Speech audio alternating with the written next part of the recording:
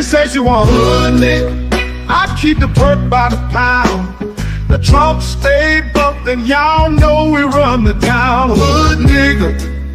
And I keep a bad bitch around. Thick bitch, long hair, yellow, white, red, brown. Hood nigga. And my Chevy sitting on 24s. Flats look like flapjack. Pancake, you ain't no hood nigga. I'ma play the game how it go. They can take me out the hood, but I'ma keep it hood, folks. I'm on that good and alcohol. I got some down bitches I can't call. What's that? I don't know what I would do without y'all. I'ma fall till the day I fall. Yeah, long as my bitches love me. Yeah. I can give a darn about no hate long as my bitches love me. I can give a darn about no hate long as these bitches love me. I can give a darn about no hate long as these bitches love me. I'm on that.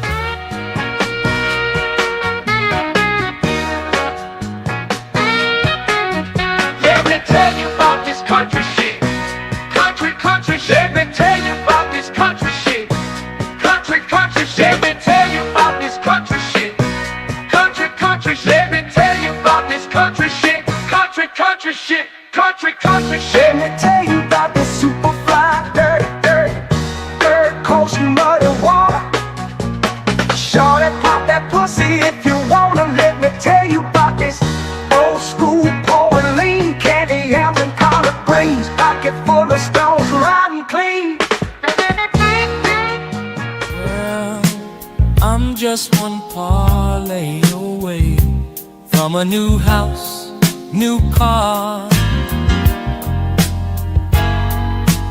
I'm just one parlay away. Trust I'ma take us far. I'm just one parlay away. One parlay away. One parlay away. Oh, I took the Chiefs on over. Took my homes on yards. Everything is going good so far. Lakers beating the Knicks. Spread is only 6. 2 minutes left in the game, baby. I'm about to hit. Ow!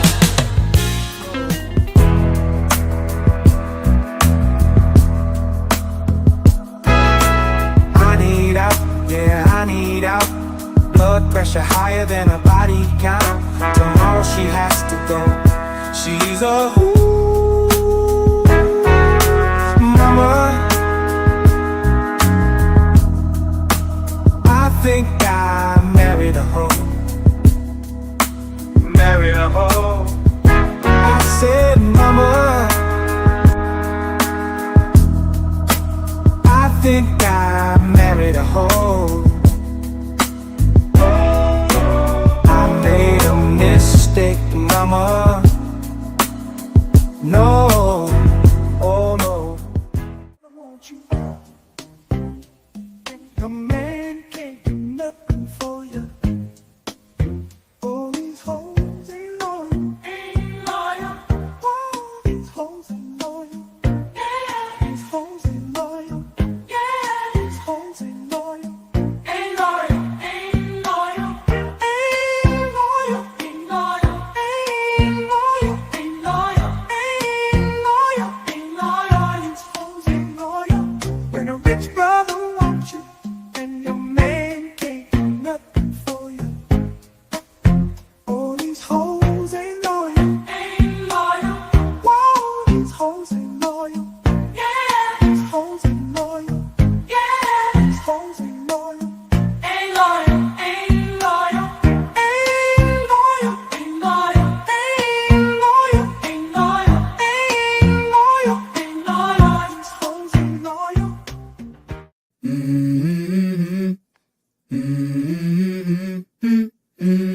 go. I wake up to a little bit of drool on my pillow, feel like it's gonna be a bad day. Yeah, I'm tired of shit, and the coffee ain't hit yet, damn, ain't that great. I don't wanna go to work, cause my boss is a jerk, and I'm not even that paid. I need a change in my life, cause I don't feel alive, and there's nothing that makes me happy. Hold my beer for a minute, I'm about to quit my... Man, we are back. We are back again, y'all, with another episode of the JVJ Network. I am your host. Let's talk with JVJ. I hope everybody doing all right, man. Let's get a little bit of music up in here, man. Get a little bit of that music popping in the background, because y'all know we about to get into it. We about to get to it. We about to do it. You know what it is. Man, look, I hope everybody's doing all right, man. On your way in, as usual, though, I need y'all to do a favor for your boy.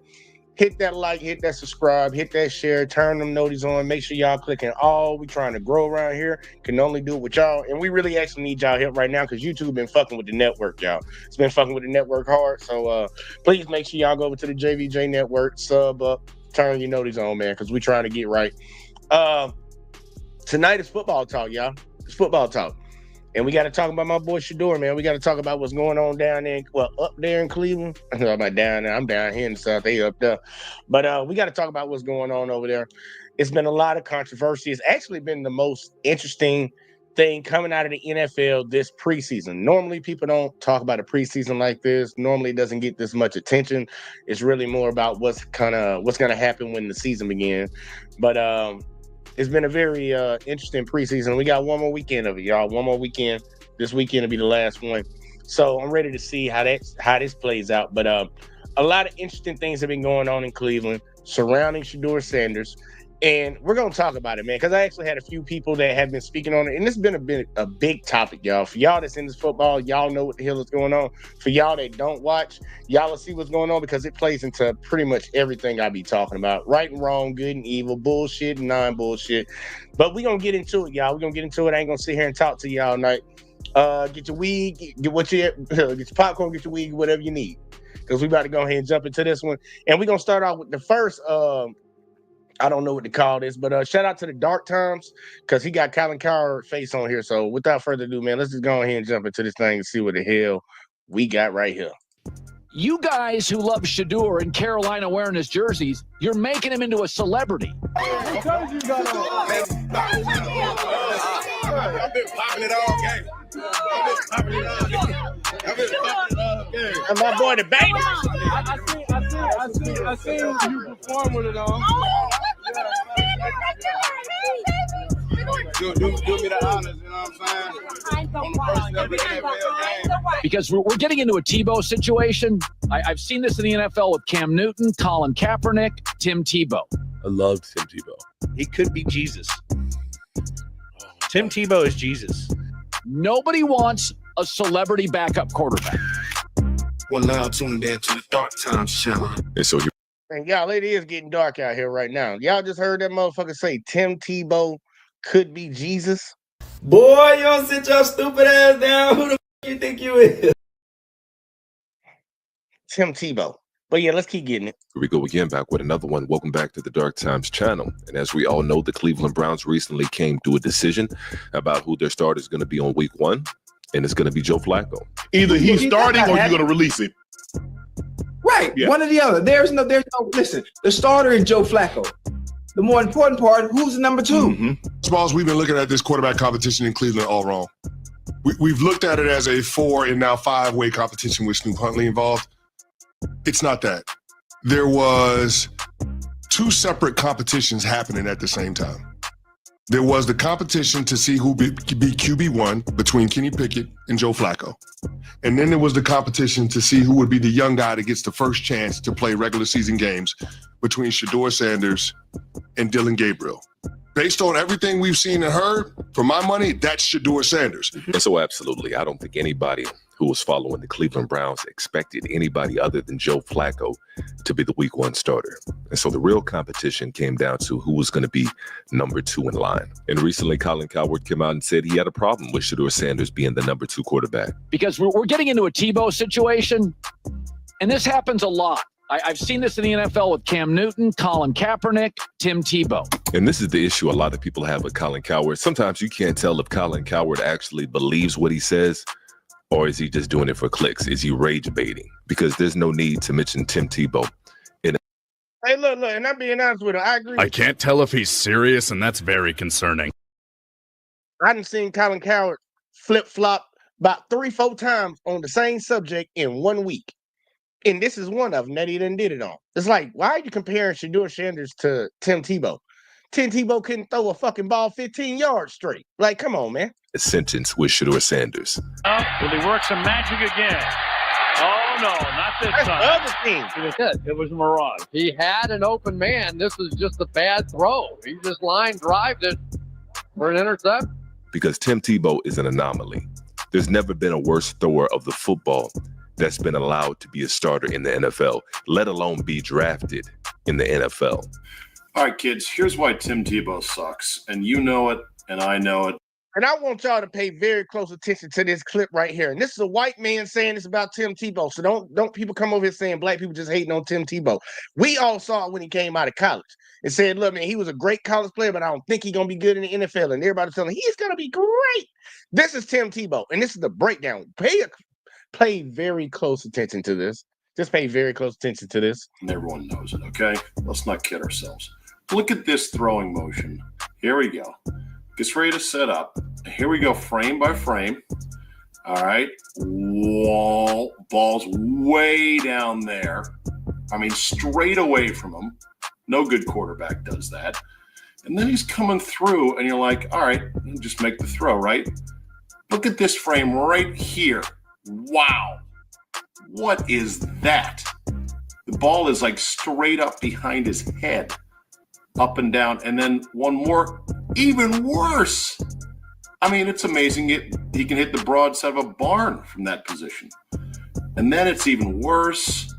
His arm is all flexed, and then he comes through, and then he just puts his whole body into a throw that goes all of what?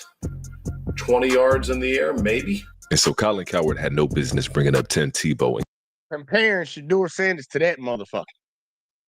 Come on now. comparisons with Shedeur Sanders. Nobody wants a celebrity backup quarterback. You don't want a celebrity backup quarterback. And that hurt Tebow and Kaepernick and Cam Newton in New England. When Bill Belichick is, I like you, Cam, we can't have a superstar backup. You guys who love Shedeur in Carolina wearing his jerseys, you're making him into a celebrity. And that right there couldn't be further from the truth. The fans and the people that rock with Shedeur Sanders are not the ones that turned him into a household name, a celebrity. Deion Sanders did that. Colorado did that. What he did on the field did that. And not to mention what the NFL did to him. Oh, and also just throw the cherry on top, the media. Ain't nobody tell ESPN to run down to all them Colorado games. Ain't nobody tell ESPN to go down there and cover Jackson State games. Ain't nobody tell none of y'all in the media to go cover them kids. You saying that the fans, how you blame the fans for making him into a celebrity? No, y'all did it. Y'all did it. You know why you did it? Because he made y'all money. Shut the fuck up. What's crazy, him getting picked like later probably didn't help that. For sure. Because now they underdog. Yeah. Now everybody like, man, y'all ain't I'm definitely getting a Shedeur Sanders jersey. I'm about to go buy one. And I am too. Like I want a Shedeur Sanders jersey. And now you an underdog story. Yeah. And now when he killed, he's gonna be even more proud. Bro, he's gonna touch $500 million to $1 billion, bro. So if I'm a coach and I have to choose, okay, Joe Flacco's starting, Dylan Gabriel may be easier to deal with. You don't have to deal with the nonsense. So this weekend, Dylan Gabriel went on camera. It's just part of it. There's entertainers and there's competitors. And I totally understand that. My job is to compete. And that's what I'm focused on doing. And said that's Shedeur Sanders' teammate. He's competing for a position with this guy. This guy was drafted in the 3rd round. Shedeur was drafted in the 5th round. And he went out there and said, I'm a competitor. Some people are entertainers. I'm a competitor. And look at Colin. Colin's going to cover for him saying some fucked up shit about his teammate and try to blame everybody else for it. Just like y'all made him into a superstar. Y'all made him into no, you did. Y'all did, bitch. What the fuck you talking about? Something that people blew way out of proportion. So here's the problem with that.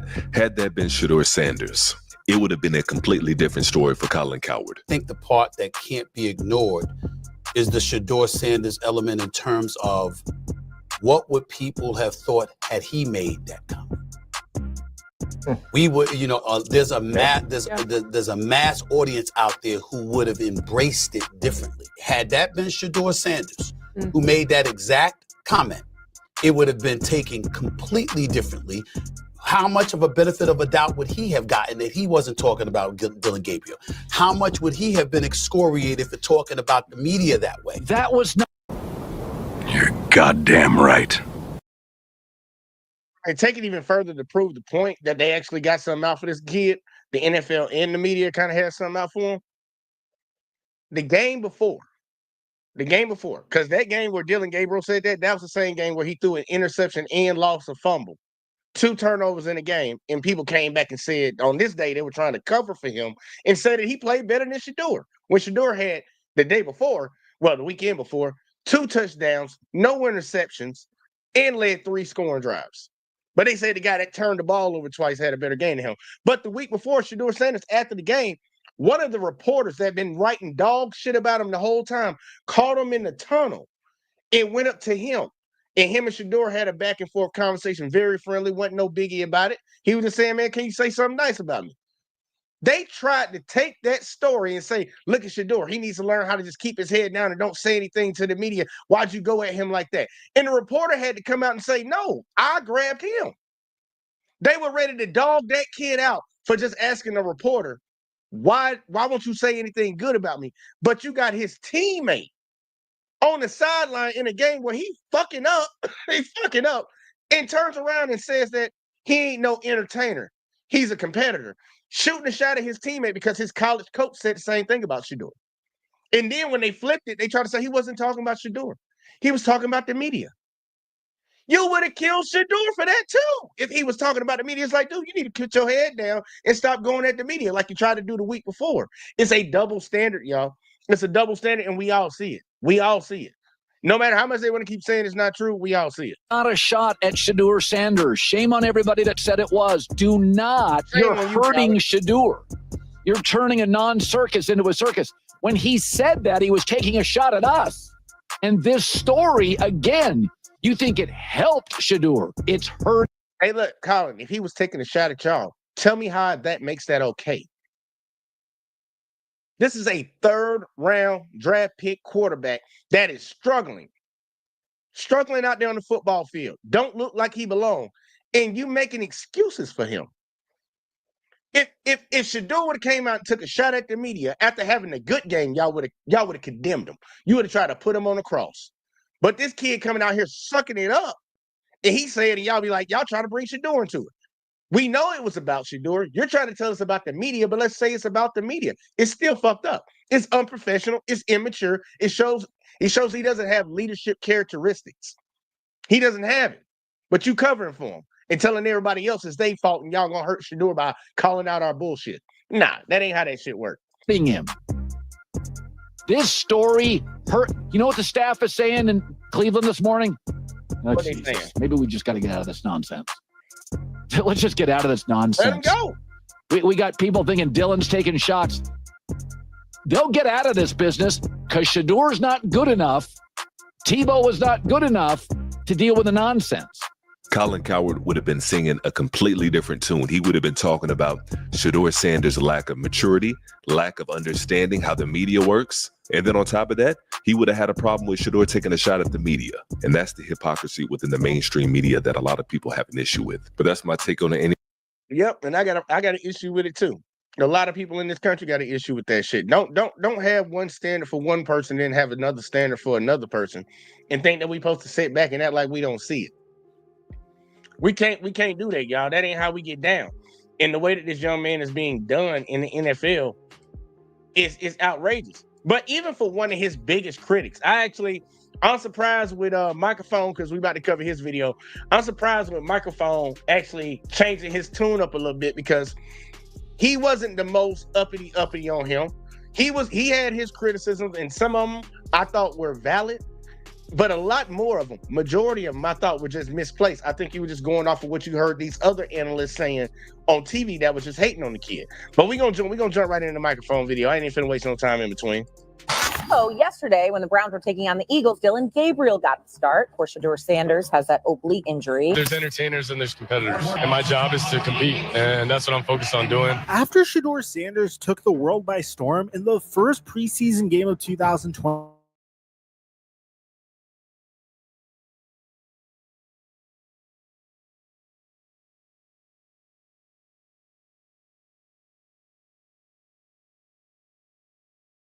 We're gonna wait for it. Yeah, we back in here. Yeah, we gotta start. We gotta go back a little bit. I don't know. Yeah, nah. The Adjustment Bureau, ain't that what Hurricane say all the time? Is the Adjustment Bureau. They trying to get me, y'all. They trying to get me. But let's try this again. especially considering the decision that the Cleveland Browns just made, naming Joe Flacco the official Week 1 starter of the Cleveland Browns, because Shedeur made it known that he deserved to be on the Browns' 53-man roster. So the only logical thing that could happen next was for Cleveland's fellow rookie quarterback Dylan Gabriel to get a shot to show off his talents in a preseason game. And luckily for him, he had the entire first half to himself, after Kenny Pickett and Shedeur Sanders were both ruled out due to injury. However, his performance, along with some of the comments he made during the game, gave him a less than ideal impression on the NFL world. And don't worry, I waited as long as humanly possible to get the full context of the story, so I do know the reports that came out after the Dylan Gabriel interview. But real quick, guys, before we get to this content, we have been giving away multiple copies of Madden 26 on X and on Instagram. If you don't have a copy of Madden 26, once you get Yard, which is an incredible Discord community. Mic check 1 2 1 2. Here we What's go. going on, everybody? We finally saw what Dylan Gabriel looked like in an NFL game this past week, and we were finally able to answer some questions that have been surrounding him in the Browns QB room since the NFL draft. Plus, he said something very questionable that leaves fans questioning what's really going on in the Browns quarterback room. But let's go over his on-field performance first. On paper, Dylan Gabriel had a very average performance, especially compared to Shedeur's last week. He completed 13 of his 18 pass attempts for 143 yards, 0 touchdowns, a pick 6, and a lost fumble. Now, a lot of people have still been giving Dylan Gabriel credit, considering he had a relatively high completion percentage and looked accurate when the ball left his hands. But there's one major problem with that. While Gabriel did look accurate, his decision-making was absolutely terrible. Yet fans all over the internet are saying that the pick 6 that Gabriel threw wasn't even his fault. Even his head coach, Kevin Stefanski, doesn't think so. Listen to what he had to say when he was asked about there being backlash towards Gabriel for this play. They're out of their sandbox. They were in the wrong area of their sandbox. We'll get that cleaned up. That's something that should never happen on that play. Now, guys, I am all for head coaches supporting rookie quarterbacks and building up their confidence to the best of their ability. But if I'm remaining objective here, and I'm sure you guys could tell based off of how I've been covering this entire situation, anytime we get footage that proves me wrong, I'll be the first one to admit that I'm incorrect in these videos. And in this particular instance, this interception is 100% on Dylan Gabriel, and here's why. Let me show you an all 20. And look, I love that he did this. And I think this is him trying to redeem himself from some of his takes that he had. But I love that he did this because ESPN wouldn't do this. Dan Orlovsky and all these folks, the coach, nobody do this. Nobody would do this. He's going to break down this play. The play where Dylan Gabriel threw a pick 6. It wasn't just it was an interception, y'all. He threw an interception and the dude ran it all the way back. And Dylan gave up on the play. Dude ran right past him. He gave up on the play. He thought he was about to get blocked. He was like, yep, I'm just going to take it to the sideline. He broke down this play, y'all. And it's plain as day. This boy calls this interception. No matter what they want to say that they want to blame the receivers. The coach willing to throw his receivers underneath the bus. Dylan Gabriel fucked this play up. He calls the interception. Watch how he break this shit down. Angle of this play to show you exactly where this play went wrong and exactly why this pick was indeed Dylan Gabriel's fault. So this play starts at the Philadelphia 31-yard line with Gabriel under center in a single back 13 personnel formation with the 2 outside receivers playing closer to the line of scrimmage than they usually would. Now, this looks like a run play, and with the outside tight end on the strong side of the field motioning over to create a personnel mismatch on the weak side of the field, it seemed like that's what Cleveland was going to do. Instead, Cleveland runs a play play action that was so effective that the entire front seven ended up outside of the right hash marks and out of the ensuing play completely. This was an incredible decision by Kevin Stefanski, and it was executed well too, but after that split second where the handoff is being faked, things start to go completely wrong. If you pause the clip as soon as Dillon Gabriel starts to roll out, you start to notice a few things. The first thing you'll see is there's a wide open receiver in the middle of the field on a short crosser. And funny enough, and now look, y'all see his head is turned. He's looking at that receiver. I wouldn't throw that pass. I wouldn't throw that pass because I wouldn't say he's wide open because it seemed like he's running a go. He's running a go or fly, with however anybody wants to categorize, because everybody got their different terms. But he's going on a deep route. That's what it looked like. I would not throw that ball in that area. But his head is turned looking in that direction. Keep watching the play. the tight end that stayed over on the strong side ends up being wide open too after he completes his check and release. Both linebackers who were responsible for that area of the field were fooled by the play action and were about 5 steps behind either receiving option. The next thing you'll notice is that the motioning tight end who ends up coming back to the strong side after the ball is snapped is absolutely strapped, meaning that the only 2 realistic options for Gabriel to throw to are the 2 open wide receivers that we just went over, especially considering the strong side receiver runs a Now y'all see where that ball should have went? Y'all see when it should have went? This shit done broke down. It done opened up. This guy's running his route, y'all. He's coming across the field. You're rolling out. Back to the strong side after the ball is snapped is absolutely strapped, meaning that the only 2 realistic options for Gabriel to throw to are the 2 open wide receivers that we just went over, especially considering the strong side. Could have hit him before he turned his head, before the cornerback even turned his head. Hit him. Throw it. What you doing? Receiver runs a deep corner route as a decoy that takes the 2 safeties over top with him. The last thing you'll notice in this development is Dillon Gabriel's eyes. Gabriel is staring down Deontay Johnson on that crosser route as he makes his way out of the pocket, which, I mean, yeah, that's the right read, especially with Eagles rookie safety Andrew Makuba giving his back to Deontay, preventing the deep route from hurting them. This should be an easy throw that will get you a first down and potentially even more. But look at what Dillon Gabriel does instead. Gabriel continues to let the play develop instead of taking the easy throw, and this creates a giant mess. This play works because the 3 receivers who are running to the strong side of the field are all at different levels, creating space in between defenders to throw the ball, especially when there's not even a defender in sight like there was. But when the ball gets held as long as it does, it creates a complete cluster near the sideline that takes all the space away from all the receivers involved. So Gabriel holds the ball way too long, giving Makuba time to pick up Deontay Johnson. This motherfucker done came all the way. Look, y'all see him right there. Y'all see what line he on. He on like the 40, 46, 47. He done came all the way up to the 47 from all the way back here at 37. Yeah, he had a 37. He done came all the way up here from being all the way back here. The motherfucker ran all them yards. All them yards. That motherfucker was at the fucking 41, almost a 42-yard line. And before he get ready to pass the ball, he done climbed all the way up to the 37-yard line. And the coach said it's the receiver's fault. That ball should have been out of your hand when you did your 5-step drop, your 3-step drop. I forget what he did because he did a rollout. So I don't know how many steps you want to count on that. But that ball should have been out. He calls this. By trailing the fading tight end before rushing Gabriel once the play breaks down. On top of that, the other tight end. Now think about this. If you're going to throw that ball, throw it to the sideline, y'all. He didn't throw it to the sideline. He tried to throw it in between them 2, like one of them going to catch it. The one who was completely locked up from the get-go decided that it would be a good idea to create some space from his man by creating contact and cutting up the field directly into the 2 routes behind him. Still, despite the 3 strong routes colliding with one another, and despite Makuba making his way over to Deontay Johnson at damn near the hash marks, Gabriel kept his eyes on Johnson and Johnson only, attempting to feed him the ball with him being legitimately a foot away from another receiver, resulting in the route being jumped and crucial point. Boy, jumped that thing between 2 receivers. Right down the middle. Come here, baby. Got you. points going the other way. I mean, Makuba could not have had it easier here. Gabriel literally never looked away from Deontay and still decided to throw him the ball after that disaster of a play. And the worst part is, the fading tight end did a fantastic job of creating some space after Gabriel screwed up the play by sitting. And honestly, he should have just ran. If he held it that long, he should have just ran to the sideline. He should just ran to the sideline. Try to get as much yards as he can get, run towards the sideline, get down if you can't get all the way there.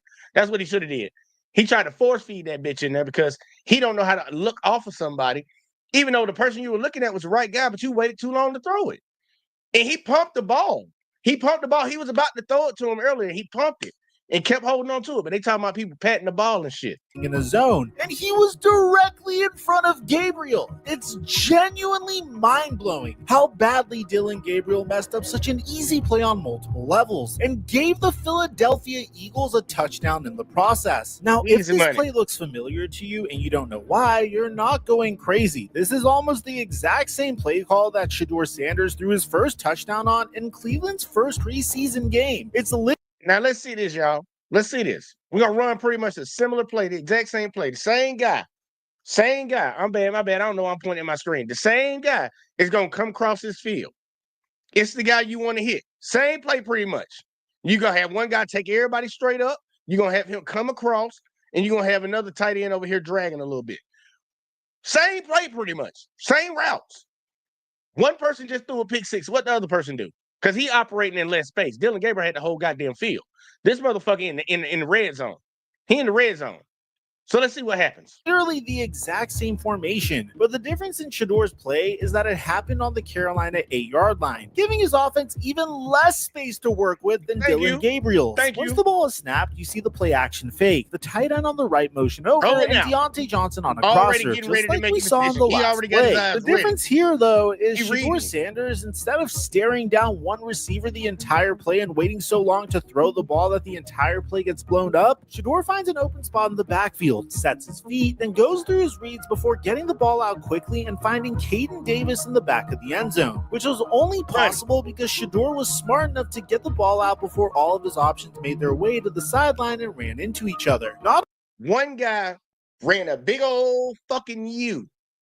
One guy did his rollout and paused it at a J and looked downfield for what the fuck was there. And you telling me the guy that's sitting around there running and then throwing interceptions had a better game than a guy that didn't even throw a pick, ran the same fucking play. One resulted in a touchdown, one resulted in a touchdown the other way. Come on, y'all. Not only did Shedeur Sanders completely outplay Dylan Gabriel in the same situation, but Shedeur's biggest highlight was the exact same play as Dylan Gabriel's biggest lowlight. It's clear that Shedeur is the better option for Cleveland between the two, and the whole world sees it, including Dylan Gabriel, I think, because during his start, after he was taken out for Tyler Huntley, Dylan Gabriel had this to say about his game. There's entertainers and there's competitors, and my job is to compete, and that's what I'm focused on doing. I mean, tell me that doesn't sound exactly like a shot at Shedeur. There's entertainers and there's competitors. To me, that sounds like he's saying that he's a competitor, while Shedeur is nothing but an entertainer. I mean, this isn't the first time we heard someone talking about Shedeur being more about social media than his actual grind. We all remember how Cam Ward was talking trash to him when they were working out together before the NFL draft. I don't know why you pressing with a hat on. You don't play with no hat on. You wearing number 2. That's just getting your mind that you always want to be number 2, never number 1. And to me, in this case, it sounds like Dylan Gabriel is scared of Shedeur taking his job and his roster spot. And this is despite some crazy reports we're hearing from ESPN that the Cleveland Browns might hold on to 4 quarterbacks this season. I expect the Cleveland Browns to carry 4 quarterbacks on their final 53-man roster. And look, I'm not the only one who interpreted that quote like that either. The entire football world heard that quote and thought the exact same thing as I did. And it became so big in the NFL community that Dylan Gabriel had to clarify what he meant in a post-game presser. All you in this room are entertainers, and you have a job to do. Gabriel also went on to say this. First off, I'm all about our team, you know what I mean, and each other. I would never make that, and I've said it before, that's why it's interesting. But for me, I've explained it. Entertainers are you all, competitor, that's what I am, and all my teammates, and we both have jobs to do. I don't know about you guys, but personally, I'm not really buying this. Gabriel is in a... Hey, man, let me go ahead and play it for him one time. time. Just one time, y'all. One time. The lie tonight. detector test determined that was a lie. Just had to do it at least one time. Direct quarterback competition with someone who the media and the coaches have classified as just an entertainer. So there's no way he didn't know what he was doing. Shedeur was a much more highly touted prospect than he was. He outplayed Dylan Gabriel at camp, and now he's outplaying him on the big stage. Gabriel is worried about his future, and he let a shot slide, whether he realized he was doing it or not. He had plenty of time in front of a microphone on national television, and if you're in that situation, you think you... The motherfucker was in college for fucking 6 years. It ain't the first time he done spoke to the media, y'all. It wasn't no slip. He said what he said.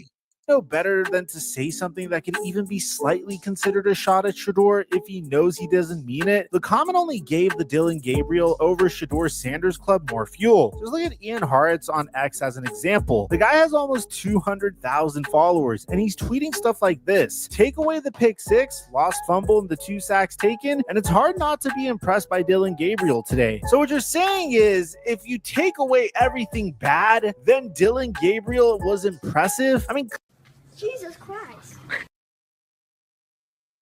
The excuses they making for this young man is amazing. Come on, man. And guess what? The last 3 tweets this guy put out about Shedeur were jokes from when he fell in the draft in April. Look at this shit. It lets you know a double standard. It lets you, man, look, read that tweet.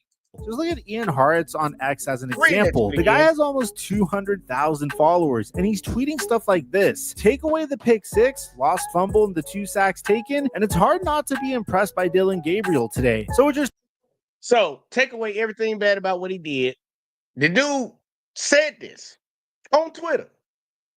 And you would think, oh man, it's a one-off. He probably joking on Gabriel, whatever the fuck. No, you've let it fast forward and you go look at his previous tweets and what he said about Shedeur. Saying is, if you take away everything bad, then Dylan Gabriel was impressive. I mean, come on, man. And guess what? The last 3 tweets this guy put out about Shedeur were jokes.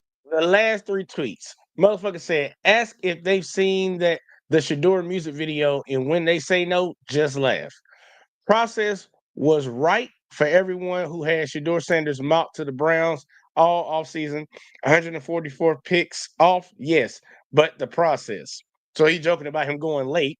And then last hilarious domino to fall for Shedeur Sanders is having to watch his brother Shiloh get drafted before him, which that didn't happen. His brother didn't even get drafted. But you can see the dude hating on Shedeur. And then just made, I've never seen in my time of watching professional sports, y'all, people make excuses for a quarterback that threw an interception pick six and lost a fumble. I've never seen it. I couldn't even defend Pat Mahomes last season in the Super Bowl when he threw the pick six to Obuddy. All I can say is, I guess he didn't see him. I guess he didn't see him. That's all I can say, because it was inexcusable. I'm like, I guess he didn't see him. That's all I can say. This motherfucker made an excuse for this dude who had 2 turnovers in an NFL game and didn't even play the full fucking game. Came out at halftime. 2 quarters, 2 turnovers. What the fuck?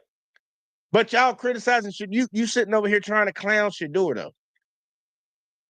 Y'all can't tell me that some people feeling some type of way. And some people will say, man, and maybe it's just one guy. It's not one guy, y'all.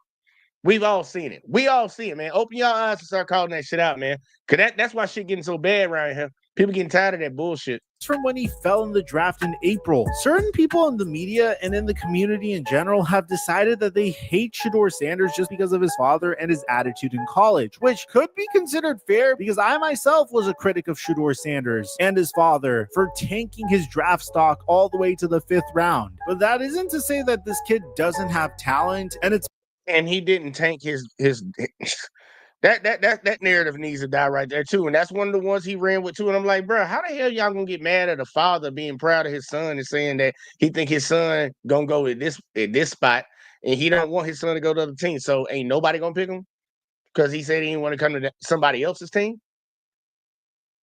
Like, I don't know what Deion Sanders did to these folks, but damn, like what? What did Deion Sanders do to y'all for y'all to treat his son like this? That's the banger part right there. What did Dion do for you to treat? You can't get Dion, so you don't come for his son. That's a punk bitch move right there. I really don't respect no man that like I can't get to his father, so I'm gonna get his child. That's some hoe ass shit. That's some hoe ass shit.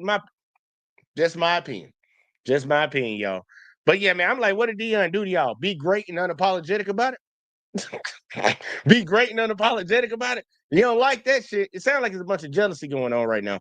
My job to bring all of this information to your attention. So now the Browns officially released their depth chart, and it's absolutely wild. Joe Flacco is QB1, Kenny Pickett is listed as QB2 despite being injured for over 3 weeks. Dylan Gabriel sits at QB3 after that disastrous Eagles performance, and Shedeur Sanders, the guy who literally broke preseason viewership records with his 2-touchdown debut, is sitting at QB4. It's a meritocracy, y'all. We want to live in a meritocracy. Meritocracy, you do good, you work hard, you get the opportunity. Nah. That ain't never been how this shit worked in this country, y'all. This dude went out there and outperformed that kid hands down, not even a conversation. Kenny Pickett ain't threw over 50 passes in goddamn fucking in training camp and fucking spring training. And he's number 2. Dylan Gabriel's number what? That boy, if it was off of meritocracy, he should be number 2. And honestly, I would say he should be number 1, but Joe Flacco ain't playing in the offseason. They're going to give him all the credit because he's been in the league so long. He 40 years old. He don't won a Super Bowl. They're going to let him start. I got you. But Shedeur should be number 2. There's no excuse for it. There's no excuse for it unless you trying to piss in my face and tell me it's raining. String. The fan reaction has been absolutely nuclear. Social media exploded with people demanding that the Browns trade Shedeur Sanders to a real team and calling this decision weak. Even ESPN's First Take brought on Drewski specifically to roast Cleveland's decision making, and boy, did that backfire in a hurry. And y'all can say all that stuff y'all saying about him, but what God got for the boy can't stop it. That way he put that wrist up. That's right. You see him put that wrist up. After that, when he tapped that wrist, make sure that watch still there. This depth chart might not even matter in about 6 weeks, and I'll tell you exactly why. Let's start with the elephant in the room, Kenny Pickett. The guy has been out since July 26th with what they called a mild hamstring injury. But here ain't played a motherfucking down for real. Less than 50. Y'all, I'm being dead serious. Less than 50 passes throughout spring training camp, and obviously he didn't shoot less than 50 passes, and they got him listed number 2 on the depth chart for week 1. Well, actually, it's for week 1. I think that's just for the last preseason game, but he shouldn't be there. Here we are 3 weeks later, and he still can't participate in 11-on-11 drills. Browns legend Joe Thomas, who's been watching practice as a broadcaster, basically said that Kenny Pickett won't be ready for a couple more weeks. That puts his return right around week 3 of the regular season, which is perfect timing if you think about it. See, Pickett admitted that this is his first soft tissue injury, and he's being extra cautious because he knows what's at stake. He's playing on the final year of his rookie deal, $2.62 million fully guaranteed, and Cleveland already declined his 5th-year option. This is literally his last shot to prove he's not just another Pittsburgh draft bust. The timing of his return coincides perfectly with what I think will be a reality check for this Browns team. Look at their schedule. Week 1's at Cincinnati. Week 2's at Baltimore. Week 3, they're hosting Green Bay. That's 3 potential playoff teams right off the bat. If Joe Flacco struggles in those games, let's be... Y'all, they taking 3 motherfucking L's to start their season.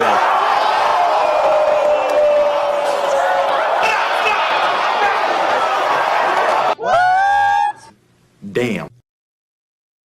The only way they don't take 3 L's and they go 1-2 is if Joe Burrow and Cincinnati pull that same dumb shit they did last year. We're starting off the season slow and losing a game to a team they ain't supposed to lose to, because they should beat Joe Flacco in the Browns. They should have 3 L's. They should have 3 L's by week 4. Be honest, he threw 15 interceptions in his last 11 starts. Kenny Pickett suddenly becomes the healthy veteran option right when he's ready to return. It's almost too convenient. The Browns don't just have a tough start, they have a brutal one. After those first 3 games, they face Detroit in week 4, then fly to London to play Minnesota in week 5, which is 5 playoffs. I ain't gonna bullshit, man. They might have 5 L's, bro. They might have 5 L's to start the season. Now they should be. I don't know. They could possibly win that Vikings game, but they might possibly, depending on how JJ McCarthy looking by that time, because he done had his time to sit in there a little bit. He might be getting into his groove or whatever the hell. He look if he be good. I don't know, man. I didn't believe in the kid, but he might surprise me. Maybe 4-1. I mean 1-4, maybe.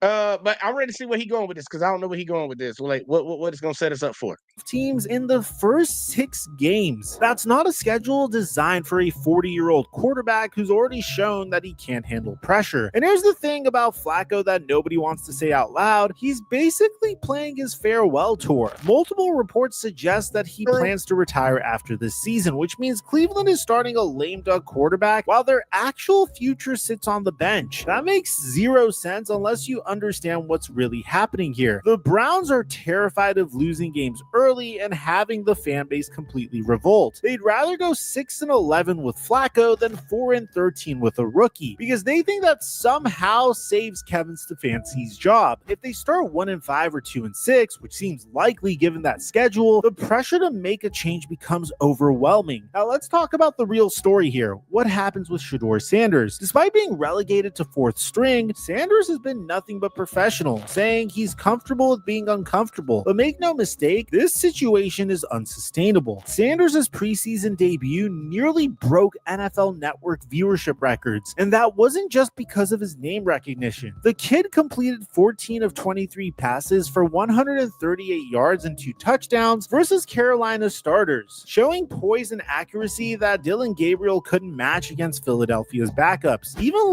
And let's be real about this, y'all, because we need to put things in context. Because he had a decent starting game. This ain't no Hall of Fame game that he played, y'all. 2 touchdowns, no turnovers, no fuck ups, no turnovers, no interceptions, whatever. You only threw for less than 150. Like if I saw them stats, I'd be like, that was a game managing type quarterback. If it was somebody that was in the league, I'd be like, yeah, Mahomes had a down game right there. But he was solid and he did what he needed to do to get the team to win. And sometimes you need that. But they didn't even give this dude time with the ones at all. He didn't get to practice with the ones. He barely got to practice with some of the 2s and the 3s. He was been relegated to the 4s, and they just threw him in there. Dude, he was throwing passes with the equipment manager in camp because they wouldn't let him get in the 1 reps, the 2 reps. He was over there throwing with the equipment manager. They got video of him, the ball boy, throwing him the ball back while they running fucking 7-on-7s and 11-on-11s. And then he went in there and did that. No preparation for the situation. And still came out and did what he needed to do. Bro, they set the kid up for failure. It's completely different. Dylan was getting first team reps. He was getting first and second team reps. He was prepared. He was really prepared for the situation. And he went in there and fucked it up. The kid that didn't get prepared for it went in there and showed out. And this is what we're dealing with right now. This is what we got going on. Like, bro, when I tell y'all the fix is in, the fix is in.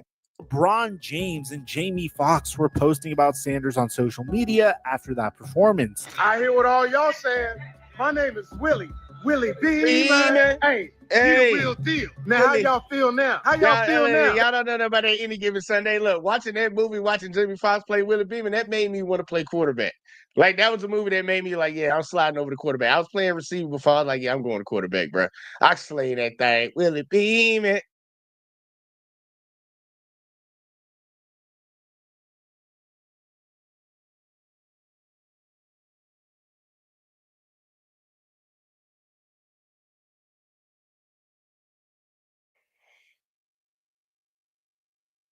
Every time I give a shout out, y'all. Look. Every time I give a shout out, I say some real ass shit.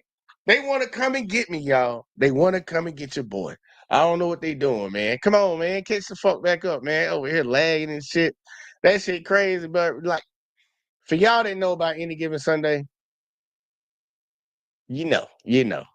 That's Willie Beeman telling that boy going out there and show out. Came watch the game. Well, he ain't going to watch the game, but he watched the game at the house. He gave him a shout out. You got to respect that. You gotta respect that. We love you. The more games Flacco loses, the louder that drumbeat becomes. Sanders' Rookie of the Year odds have already tanked to plus 2,500 because he's not expected to play, but that could change quickly. If Cleveland is sitting at 2-6 after that London game against Minnesota, the pressure to see what they have in their 5th round steal becomes enormous. As for Dylan Gabriel, honestly, his window might already be closed. That pick 6 against Philadelphia. And I gotta say this. Before he go any further into this shit, y'all. If they would just realize, I understand that y'all did what y'all did draft day. All of y'all NFL coaches allegedly colluded together to ruin this kid's draft stock. Cleveland, you got him now.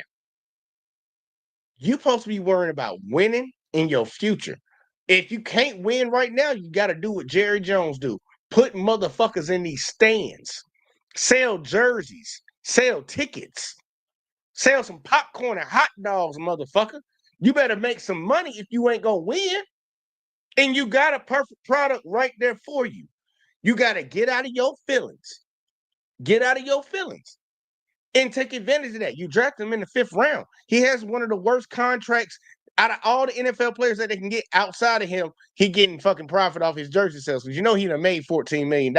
That's probably what they don't like. He done made $14 million already off of just the jersey sales on his shit. Because he got that written into his contract. But outside of that, it's like, bro, yeah, that can help you for the future because that doesn't affect your payroll when it comes to the team. You got a rookie contract and he's on a 5th round contract. You can build your team up and go get whatever you need, but you're going to hinder yourself by trying to derail this young man, and you're going to fuck your team in the process. But they got a good record of fucking their team. Baker Mayfield, anybody? Yeah, they should have kept him. They should have kept him. Look at Baker now. Look at Baker now, y'all. That's crazy, man. Let's go and get back to it. My bad, y'all. Sidebar. Was such a bad decision that even Shannon Sharp, who's recently become notorious for his brilliant decisions, decided to call him out. And the entertainers versus competitors comment just made everything worse.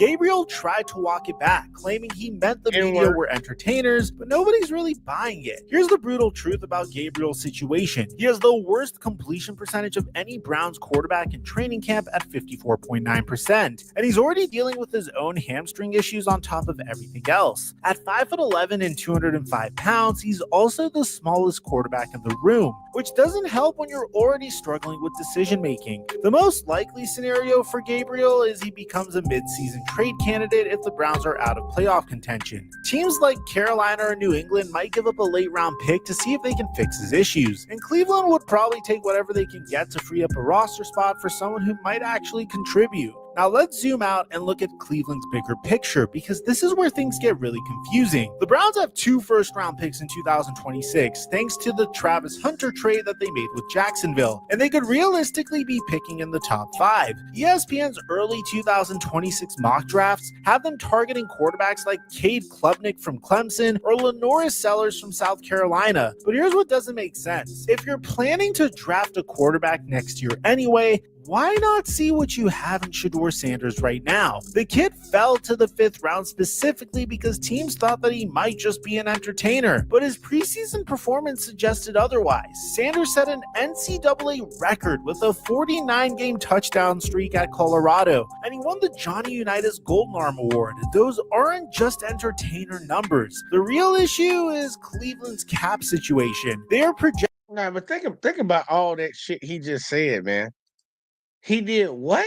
See what you have in Shedeur Sanders right now. The kid fell to the 5th round specifically because teams thought that he might just be an entertainer, but his preseason performance suggested otherwise. Sanders set an NCAA record with a 49-game touchdown streak at Colorado, and he won the Johnny Unitas Golden Arm Award. These are passing quarterback awards. These are records. Well, one's a record and one's an award for actually sitting back in the pocket and delivering the ball. Not to mention he was the most accurate quarterback in college football last year. On a team where he took all them sacks, he was still the most accurate. Getting hit in the face almost every play, still the most accurate. You got him on your team. Are you going to let your pride and your jealousy and your ego get in your way of being successful at what you're doing, or you just, I got enough money, I'm willing to fucking say fuck this shit. Because I think that's what they doing, bro.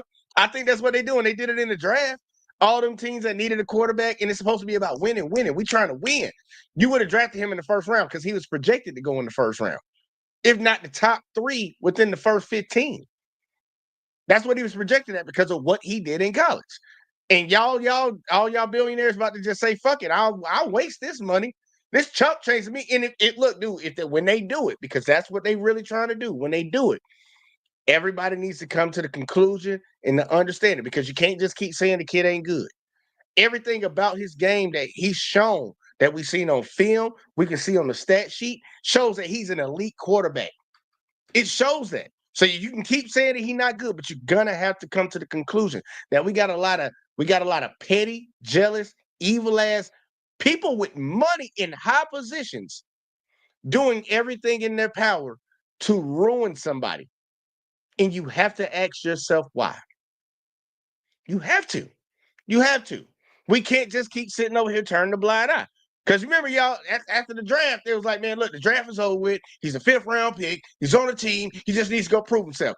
He went and proved himself. Nobody say, well, it's like, look, just wait for it because it's coming. You already trying to tell us that a player that didn't play good played better than him. You want us to believe our lying eyes or something? No, he really played better. He had 2 turnovers. He had 2 touchdowns, but not the one with 2 turnovers played better. Like, you really want us to believe that shit? Like, come on now. And see, my boy Jive in the building said he did good though. Like, he went out there and did his job, man. He did. Look, he showed that. Look, for this team that's in the situation that they in, look, they fucking themselves over. But look, we can't deny it once we see it. When we see them fuck themselves over, you got to really ask yourself why. And once we come to the conclusion of what why is, we need to start calling people out for some of the whole ass shit. This is some of the shit that people be telling you all black folks be dealing with. This is some of the shit we be telling y'all. You got to be 10 times better. Well, you got to be 2 times better to just get half the opportunity. This boy been better than that kid, and he ain't even getting half the opportunity. Like, think about it, he didn't get half the opportunity. Aren't just entertainer numbers. The real issue is Cleveland's cap situation. They are projected to be $36.4 million over the 2026 cap, and that's before making any moves, almost entirely because of Deshaun Watson's contract disaster. Watson is owed 92. So that lets you know you want to have a rookie on a low-ass contract. You don't want to be paying other people. He a 5th round pick. You ain't paying him shit. You want to have that because you got to pay all this goddamn money out. $2 million guaranteed through 2026, and he's currently on injured reserve with his 2nd Achilles surgery. That contract is without a doubt the worst trade since the new millennium, and it's completely handcuffing their ability to build around young talent. But let's be real about what's happening here. This is the 40th starting quarterback for the Browns since they returned in 1999. 40. At some point, you have to wonder if the problem isn't the quarterbacks, but the organization's approach to developing them. Look at successful rebuilds around the league. The Cardinals moved on from Josh Rosen after 1 season to draft Kyler Murray. The Commanders endured years of mediocrity before committing to Jaden Daniels. Even Cincinnati went from laughingstock to contender by fully investing in Joe Burrow. The difference? Those teams have the courage to commit to young quarterbacks rather than cycling through veterans. Cleveland's approach feels like they're trying to thread a needle that doesn't exist. They want to compete now with Myles Garrett, but they also know that they need a long-term solution at quarterback, so they end up with this weird hybrid approach where they start a 40-year-old while stashing potentially talented rookies on the bench. My prediction for how all this plays out, and I'm putting this on record so we can come back to it, is that Flacco starts the season and struggles against that brutal early schedule. By the time they're sitting at 1-5 or 2-6 after 6 weeks, the fan base is in full revolt and Kevin Stefanski is feeling the heat. That's when Kenny Pickett gets his shot, probably around week 7. Pickett will be fully healthy by then, and the narrative becomes, let's see if the change of scenery can help the former first-round pick. He'll get 3 to 4 games to prove himself, but here's the thing, Pickett's career numbers are genuinely terrible. 15 touchdowns against 14 interceptions in 30 games doesn't inspire confidence. When Pickett inevitably struggles too, that's when the Shedeur Sanders revolution begins. It probably happens right after the bye week in week 10, when Cleveland is mathematically eliminated from playoff contention, and the focus shifts to 2026. Sanders gets the final 7 or 8 games to show what he can do, and that determines whether Cleveland uses one of those first-round picks on a quarterback or focuses on other positions. Here's another factor that nobody's talking about. Joe Flacco's contract has performance incentives that could balloon his cap hit. If he plays significant snaps, his deal could reach $13 million, which is insane for a 40-year-old placeholder. Meanwhile, Sanders is making just $951,000 on his rookie deal, and Gabriel at $1.13 million. The math is pretty simple. If you're not competing for a playoff spot anyway, why pay Flacco $13 million to go 6-11 when you could pay Sanders less than $1 million to go 4-13 and actually learn something about your future? Ultimately, this entire season. Look. That sounds like something very logical to do, right? It sounds like something that good businessmen would do. I don't believe what he's predicting is going to happen. I don't. I got a feeling they're going to release Shedeur Sanders. I got a feeling they're going to release him. Say we gave him a chance, but he wasn't good enough.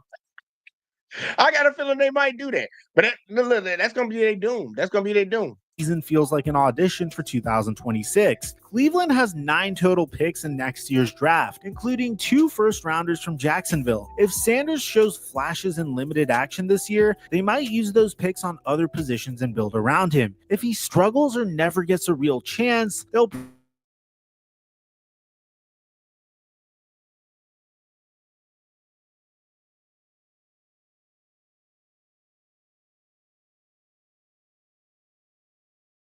get me with this glitching ass shit, man.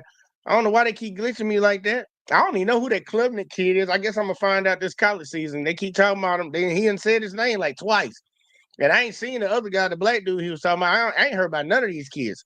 I'm ready to see. I thought it was all Archie Manning, but Archie Manning said he's staying in school. That shit funny. That hurt they feeling so bad. They next Trevor Lawrence. Either way though, I'm sorry. Let's see if this should have played without glitching again.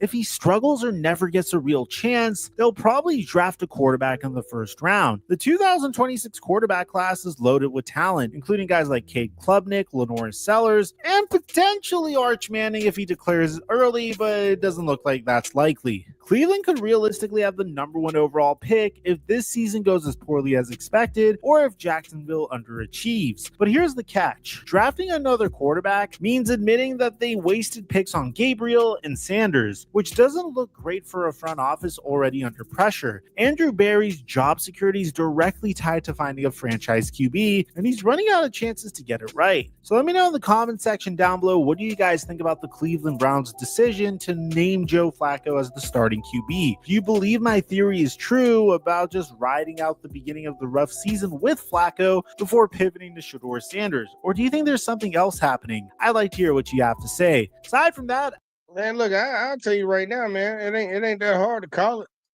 I'm just being honest with y'all. It ain't that hard to goddamn call it. It is not that hard, man. I need that clam in the back, man, because this is a somber moment. It ain't that hard to call it, y'all. You got some folks, some grown-ass men that have billions of dollars at their disposal, and they don't care about wasting millions of dollars to fuck with somebody. That's all it is. It don't get no simpler than that, man. You're not gonna tell me that bitch is barking like a dog, is scratching his ass like a dog, is licking itself like a dog, is eating dog food, and you tell me it's not a dog. It's a dog, bruh. I see what you're doing, man. And it's embarrassing. It's embarrassing. And it shows you how much that hate, that jealousy, that envy of people, they'll sacrifice their entire fan base to prove a point. Because that's what it is. I don't care what nobody's talking about. They'll sacrifice money that will go into their pockets, y'all, to try to prove a point. We got Uncanny in the building. Let's see what Uncanny got. But y'all, they'll sacrifice it all. They'll sacrifice it all just to prove a point. But Uncanny, give me your thoughts, man. Can you hear me? Yeah, I can actually hear you. Yeah, you sound good. Okay. I just want to say, I am one with the universe. Last week, I said that this kind of reminds me of Any Given Sunday.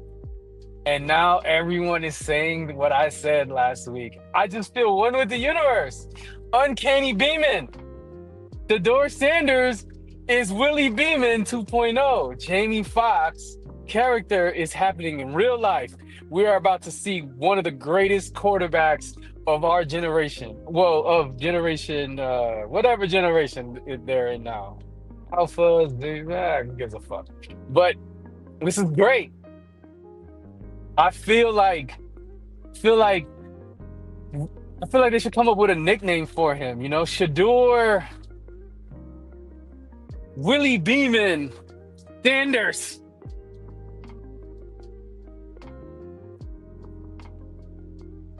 That boy gave up on that Shedeur Willie Beeman Sanders.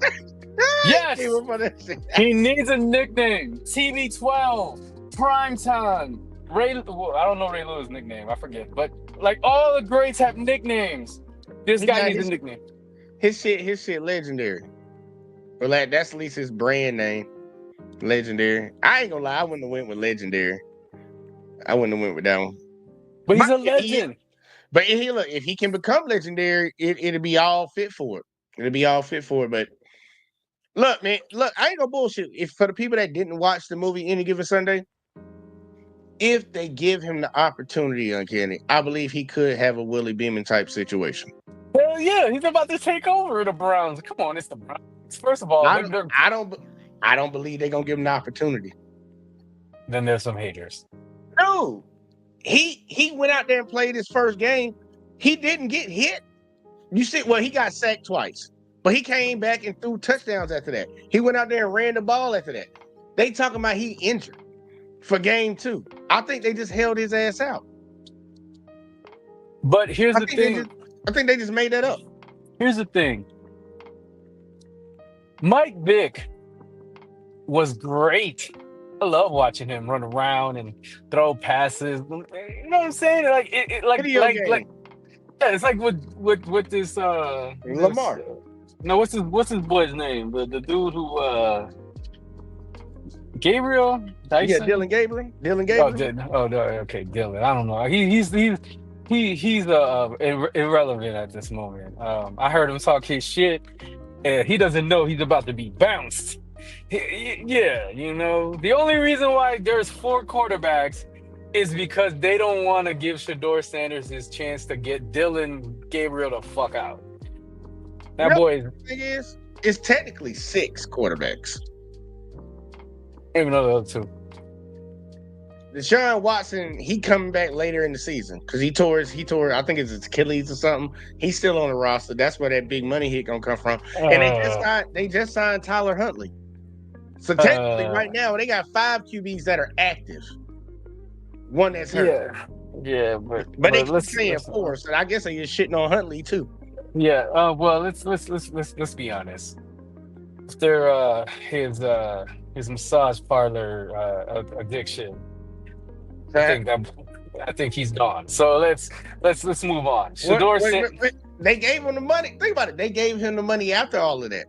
Yeah, but the Cleveland Browns are idiots. We all knew this. Like the organization are a bunch of dumbasses.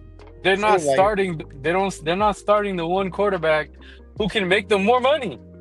Like you said earlier, like right when I caught it, he can make him more money. Like nobody's coming to see. I mean, I ain't gonna lie. Joe Flacco's a good quarterback, but they really want to see Shedeur become the man. 40, we don't even know if the motherfucker gonna be straight at 40, man.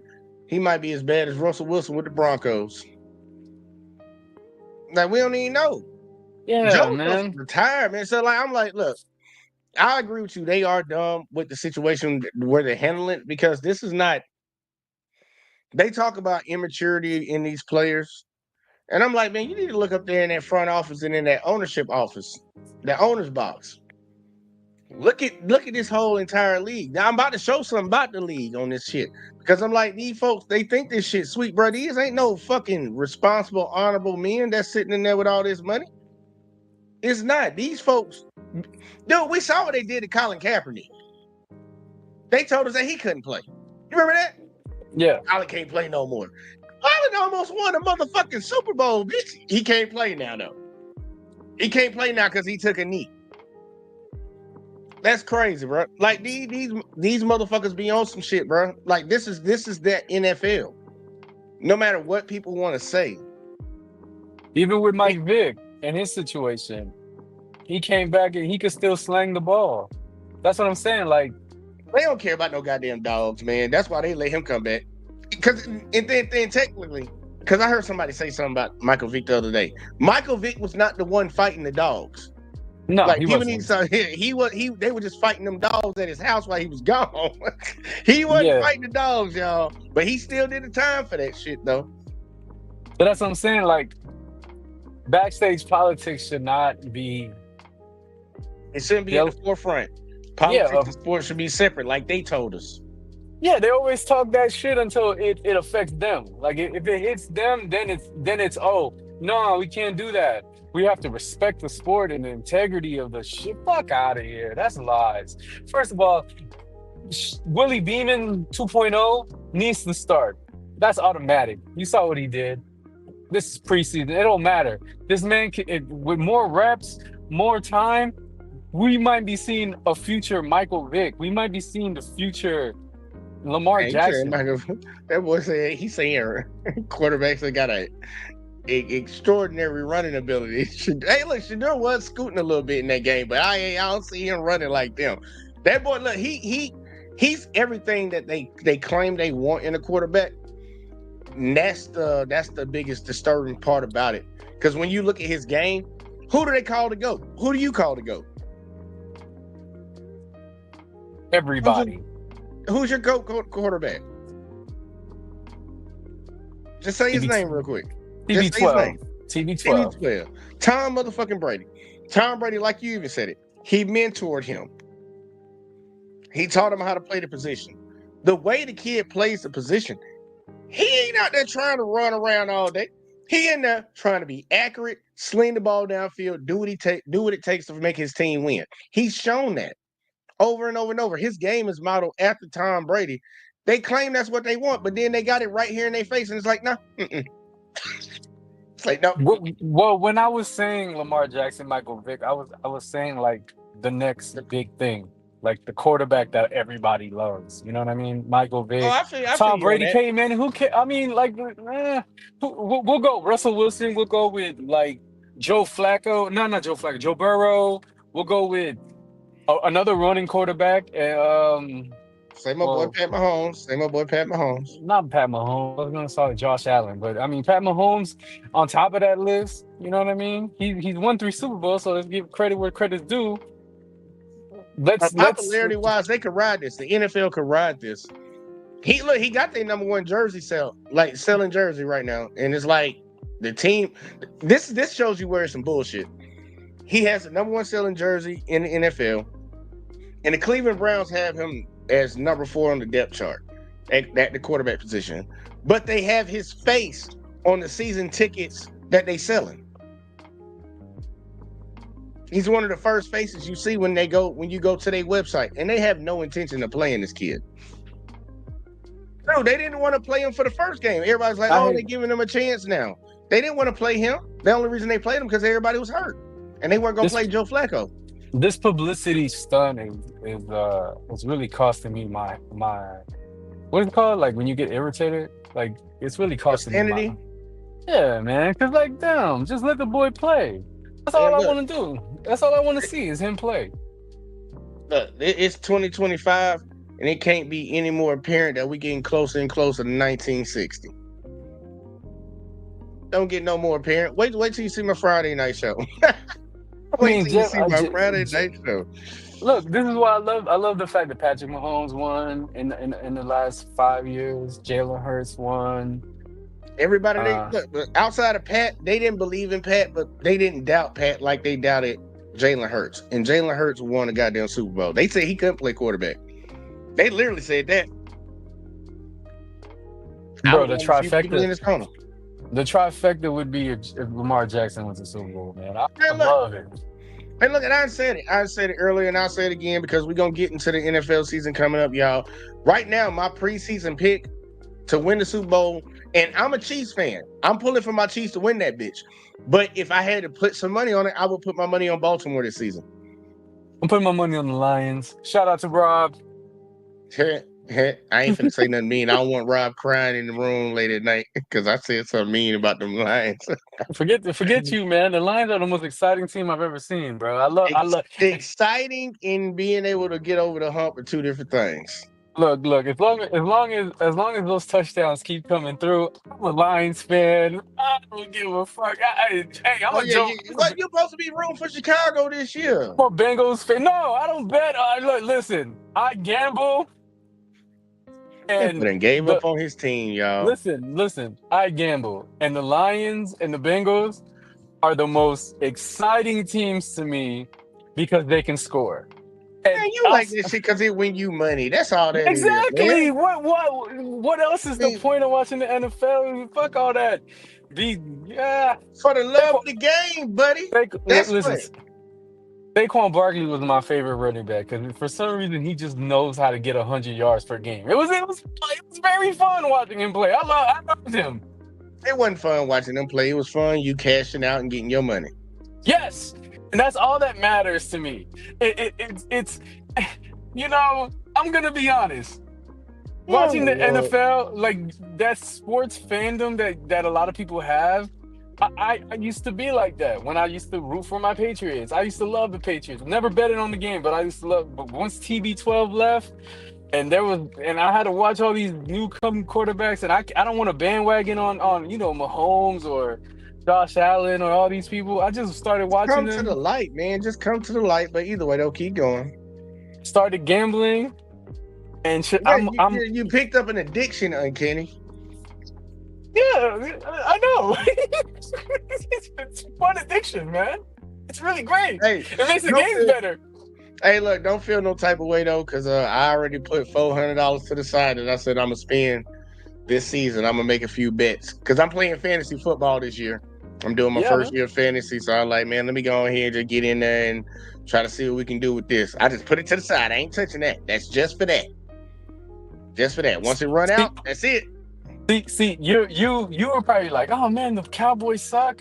But every game I would try to bet on CeeDee Lamb.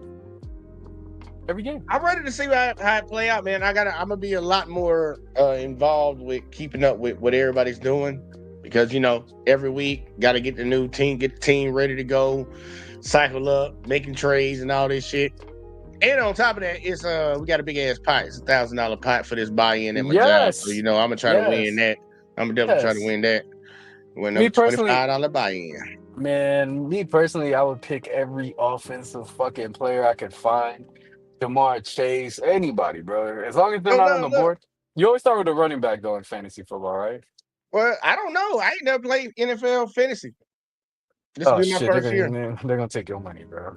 Hey, look, we'll see how it work out because we'll see how it work out. That's the best way to put it. We'll see how it work out. Man, gonna pick the Chiefs and shit. Oh, Patrick Mahomes and Travis Kelce, and then every week he losing and shit. And he's like, oh Lord, you think I do that? You think I do that? No. Look, see, the funny thing is, I haven't played fantasy like basketball.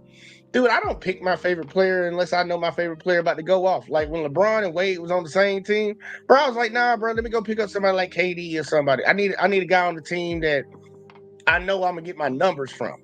I ain't get my number. This ain't about my fandom and shit. This ain't about who I'm rooting for. This is about I'm trying to win this money. Yeah, and now you see why when I gamble shout out if we ever get sponsored by FanDuel, that's why I go on FanDuel and I So you be the spokesperson. I'll let you do the commercial. Of course. Hey. Like I can't even record a fucking 15-minute video. Lines. Calling out FanDuel. Lines. The Lions. The Bengals. No, don't say. Oh, Jesus. Ugh. The Bengals. Yeah. If you want to win, just for some reason, put Jamar Chase anytime touchdown. Put Joe Burrow for maybe 2. Maybe if you really want to really want to do something, try to gamble when they face the Ravens this year. Oh, that's gonna be my little. I can't wait. They be going at it. Put Joe Burrow for like maybe 3 touchdowns, 300 yards, 350 yards, something like that, It's going to be great. That's why I'm tired of baseball. First of all, I don't even know nothing about them home runs. I was trying to gamble on baseball. I was like, this shit dumb. Football's back, and then basketball's back. It's great. Anyways. This is a good time of the year. I got you. But go ahead. Final point. All right, Shedeur Sanders. Start the boy. I don't know. We need a petition. I don't know. We know what it is. We can't do nothing. We can't do nothing. Just don't go to the games and don't watch their games. Oh, that's gonna be kind of hard. I kind of want to. Well, I'm probably gonna try to buy a ticket. If you don't see him in there, you can set an alert. You already know, man. If you got Cleveland Browns on your as soon as they put that motherfucker in the game, you're gonna get a notification on your phone. Don't watch their games unless you get that notification.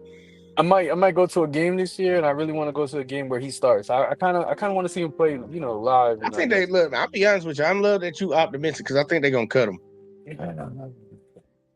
I think they either gonna cut him or trade him. Damn.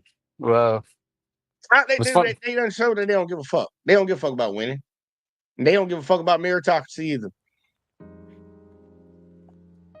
I see it. Ain't no point in me sitting here denying it. I've been having a lot of people get mad at me. I'm just like, look, dude, I see it. It's like, why you being so cynical? Like, I believe you, man. No, because it feels like the truth, If I feel like they are gonna cut him and they're gonna probably trade him, or it's gonna go. Man, I don't believe they're gonna put him in the right position to. I don't think they're gonna give him a chance. I just don't think they're gonna give him a chance, and it's not athleticism, it's not ability, it's something else, and we all see it, and I know what it is, even though a lot of people are sitting and try to deny it. But I just don't think they're gonna give him the opportunity. I don't believe they ever wanted to give him the opportunity because I'm trying to tell you that first game that he played, dude, they didn't want to play him. No matter what people are saying, everybody was hurt. Joe Flacco ain't playing in the preseason because he's 40 years old. Like, bro, they had to put him up there. They were hoping that he failed. But he didn't. So they kind of put him in a fucked up position. Like, yep, now they still gonna keep talking about this motherfucker. Yeah, we are. We're gonna keep talking about it because we see what you're doing, man. But I don't believe they're gonna give him an opportunity, man. I truly don't believe they're gonna give him an opportunity. I think they're gonna do everything in their power not to. But hopefully everybody on that team get hurt. I gotta say that now. Hopefully all y'all motherfuckers get hurt and ain't got no choice but to play his ass, and then he go Willie Beeman on your ass. Well, if Willie Beeman doesn't play, it was a great preseason game, and a what if of what might have been, for the next 10, to 15 years. Quarterbacks usually last longer these days. I gotta go, but shout out to Shedeur Sanders. I will be buying your jersey. I do want you to keep making that money since they don't want to pay you what you deserve. I'm gonna get me and my daughter a Shedeur Sanders Browns jersey. I thought you was about to say my dog JVJ. I thought you was about to say, how the hell would I get you a man? JVJ, you have more money than me, bro. You're out here broke in the motherfucker. What you talking about? I'm broke. I'm broke. I'm gonna get a Shedeur Sanders pink jersey, for the girls, the little. Man, y'all see, I tried. I can't even get a jersey. I am hopefully rooting that he starts one of the games I go to. Right, look, man, I'm pulling for him too, but it's just not looking up right now. But but anything is possible. Ain't that what KG said? Yep. I gotta go. All right, man, do it up. Appreciate you coming through. Bye. All right, man. And shit, look, y'all, we gotta do the final video. Me and him had a little sidebar for a second, but we gotta do the final video. Cause like for real, people sitting around talking about I be talking shit about the NFL and all that with stuff, and I'm just making shit up. Like, look, man, they getting exposed. And this dude right here, this racist piece of shit right here, is gonna be their biggest downfall. They got a lot of shit that's about to transpire in the next coming months, and they know it.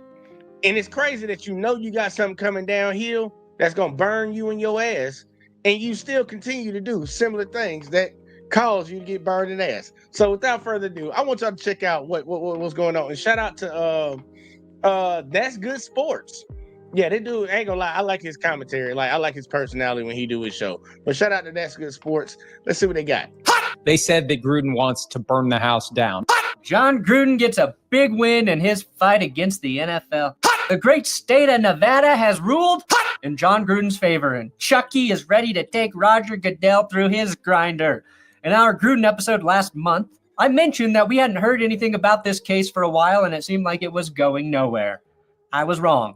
Again. In a rare win for the individual versus the corporation, I'm back with another edition of La Nada Sports. And I do love a good local news report about it. Today, a Nevada court cleared the way for a 2021 lawsuit filed by former Las Vegas Raiders coach John Gruden to proceed against the NFL and Commissioner Roger Goodell. Ah, yes, Roger Goodell. Yes, Mr. Goodell. I'll briefly recap why Gruden is suing or going to sue the NFL today for those of you who might not know or remember this lawsuit. More importantly, I'll tell you what this massive ruling by the Nevada Supreme Court means for John Gruden and his fight against the NFL and what might happen next, including a battle at our great nation's Supreme Court. And I, for one, cannot think of a better use of time by our country's Supreme Court than some football-adjacent pissing contest between and Roger Goodell regarding emails from a decade ago. So, y'all, you got some fucking on y'all. He sued the league, he sued the commissioner, and the question had lingered since November of 2021. Will he be required to go to arbitration, or will he be able to go to open court and litigate? Honestly, I'm happy for John Gruden, and not just because he personally loves my YouTube channel. That's Good Sports. It's on YouTube. Check it out. That's totally him talking about That's Good Sports and not a cameo that we paid for. Also, we are less than 8,000 subscribers away from 775,000 subs. Brag. Trying to get to 7. Y'all help the channel out, man. We trying to get up there, man. Y'all gotta hit the subscribe button, man. Y'all gotta hit it for your boys. Free. It's free. It's free. 75 before the football season starts. I didn't think we had a chance, but we got a puncher's chance. If we hit that number, it will be the most subs I've ever added in the month of August. So thank you guys. And then you guys do a video. It's great. I must start by noting that this was a real sentence on Pro Football Talk about the John Gruden case. They wrote, John Gruden made a Hail Mary pass in the Nevada Supreme Court, and it went for a touchdown. That sounds like it was 100% written by AI and not a guy who talks about football every day of his life. If one makes a Hail Mary pass, isn't the touchdown implied? Anyway, this case... No, it is not.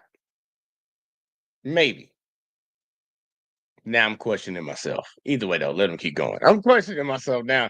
He made a pass. I guess he made the pass. I don't know, man. I don't know. This is interesting for multiple reasons. First, Gruden's win in the Nevada Supreme Court is not a win for his lawsuit in regard to whether or not the league leaked his emails. All this ruling means is that the league cannot force this case into arbitration proceedings overseen by my one true commander and beacon for safety, Mr. Roger Goodell himself.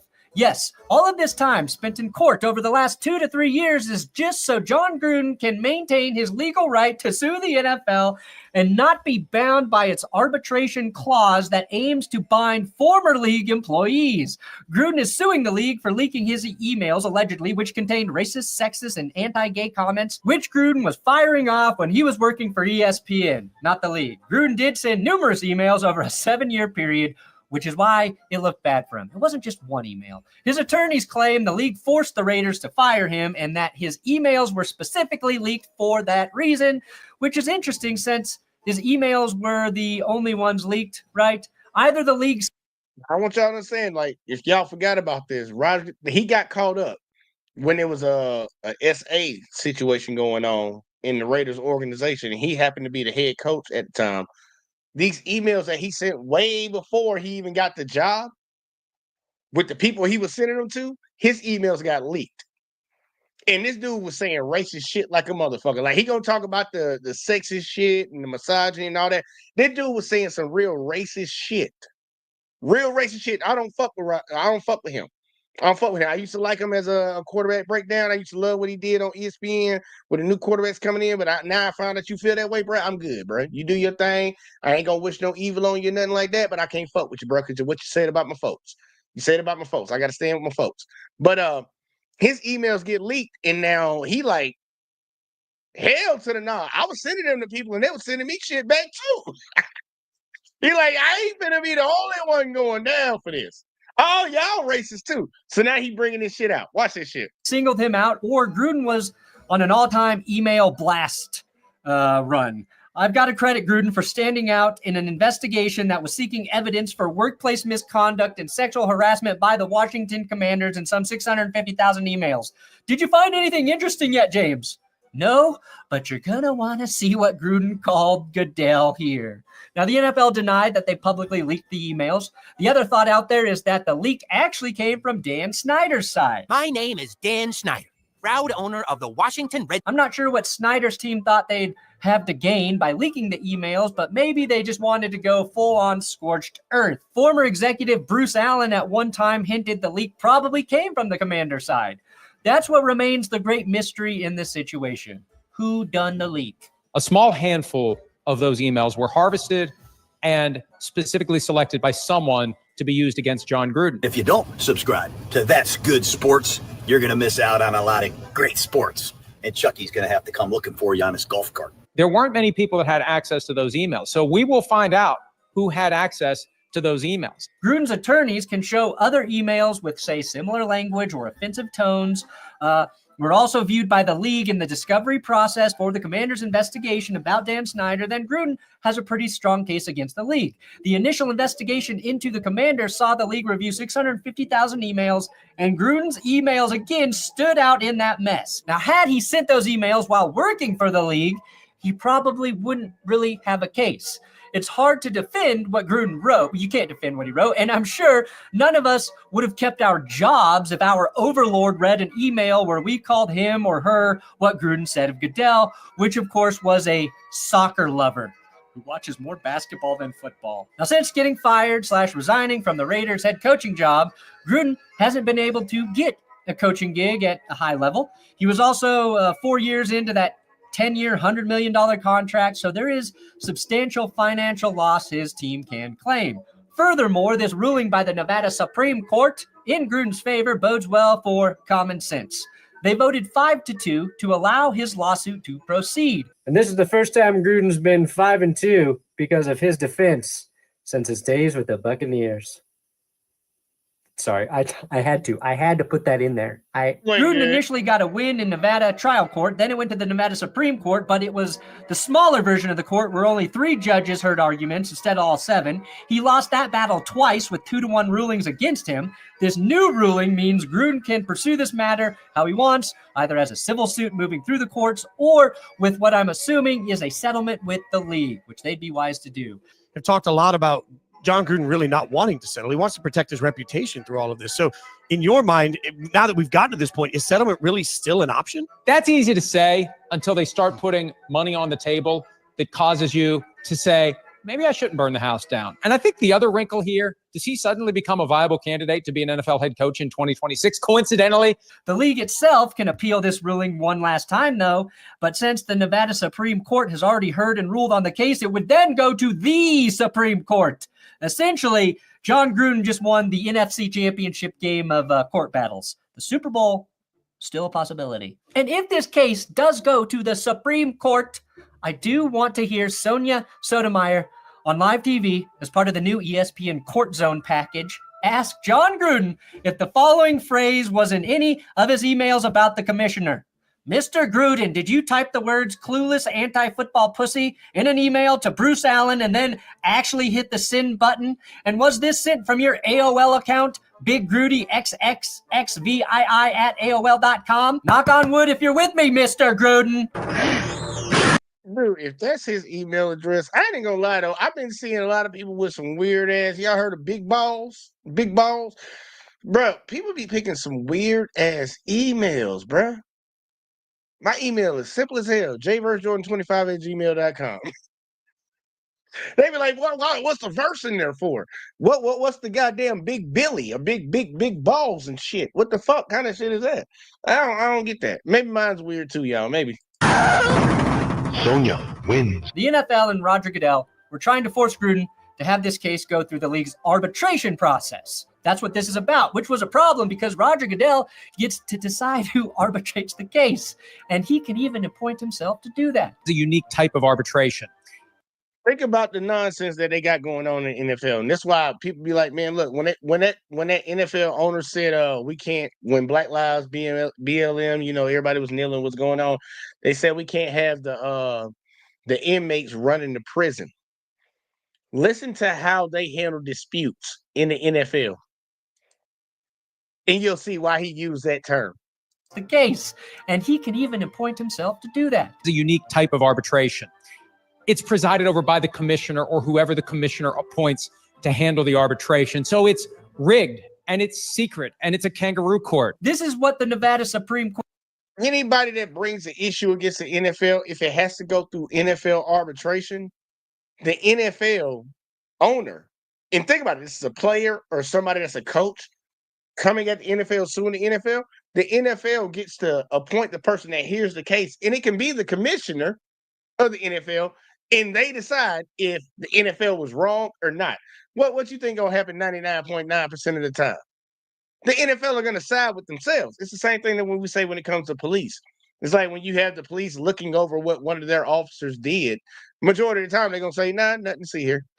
It's like it's our team. Why would we say our team fucked up? No, we're not gonna do that. It's kangaroo court. Court said in their actual decision, the arbitration bylaws are inconceivable,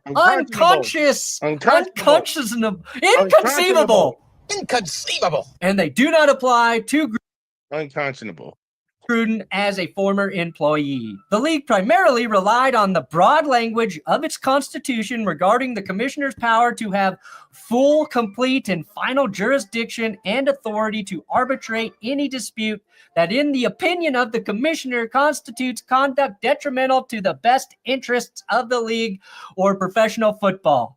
By its own. I want a lot of people to understand this because this might be another part. You'd be like, well, he's the commissioner, man. Like, look, if he rules against the NFL, can't nobody do nothing to him. All the owners hired him. Like, people say the commissioner is the head guy of the league. No, the owners are the head guys of the league. And they can fire that motherfucker whenever they feel like it. They can fire his ass whenever they feel like it. All them owners hired him. Let him go against all these owners. He gone. So he gonna do what's in best interest of them owners, not the league. Them owners, and them owners own the league. So by proxy.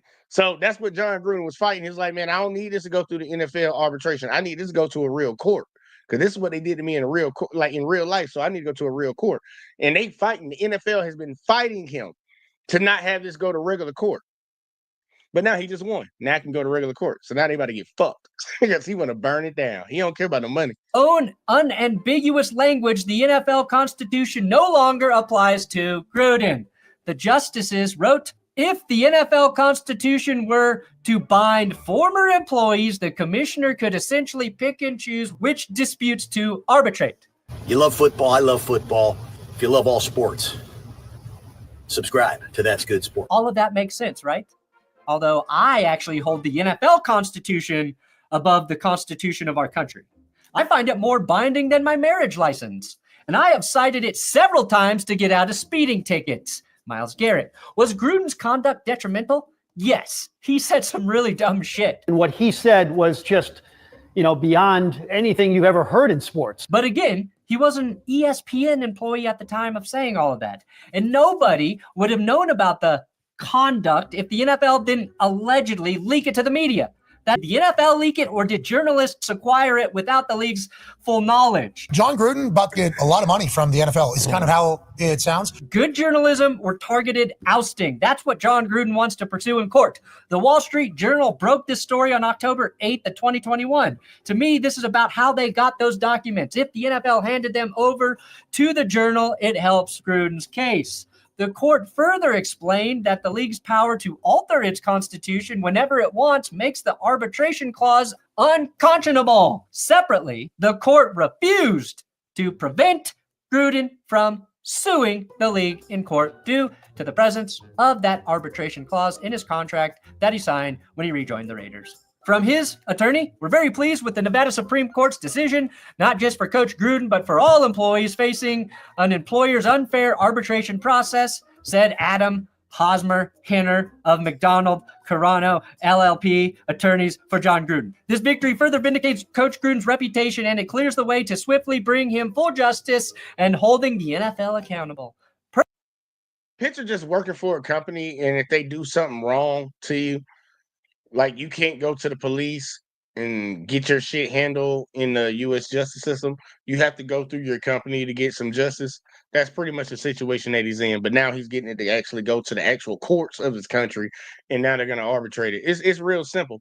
But they not looking too hot. So it's amazing that they doing other shit right now, because that can come out in court too. Personally, I think this is one of the dumbest lawsuits I've ever had to cover here on Law and Order Spots. I believe both sides of this case have valid points. I believe the NFL stumbled across the emails and said, yeah, we can't have one of our head coaches saying this shit about the commissioner and our players, and we can't have him saying all of this other stuff. Dear God, he actually emailed this.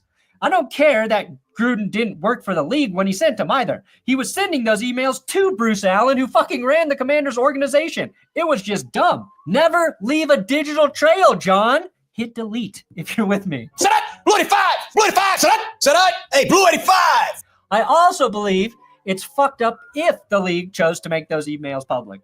I think they could have handled this situation with Gruden privately, all right? I also think he would not be employed in the NFL right now regardless. Sure, he would have lasted a few more seasons with the Raiders because Mark Davis genuinely loves John Gruden, like so many of us. But he wasn't doing his job well in Vegas as a coach. I think from Gruden's perspective, this lawsuit, in addition to the financial restitution he's seeking, is more about trying to clear his name.